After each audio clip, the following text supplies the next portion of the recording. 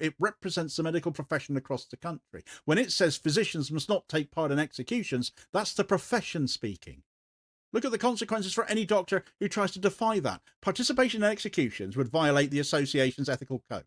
It would trigger disciplinary action. It would trigger suspension. It could lead to being struck off the medical register. It would damage Israel's medical credibility internationally. It would destroy the careers of those involved. No serious doctor is going to do that to themselves from Itamar Ben-Gvir's political crusade. They have nothing to gain and everything to lose.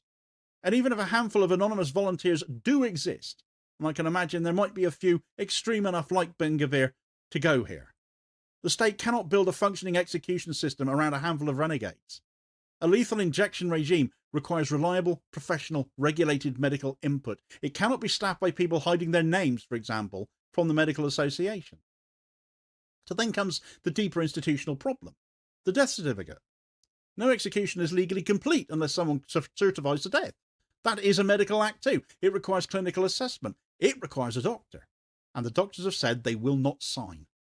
Ben-Gvir can fantasize, therefore, about hanging or electricity all he likes. He can talk about multiple methods if the state is opening a new department of punitive options. But unless a doctor signs the death certificate, the execution cannot be processed as a lawful death.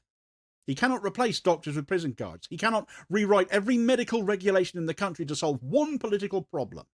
And he cannot intimidate the entire medical profession into changing its ethics because he has discovered the theatrical possibilities of a golden noose.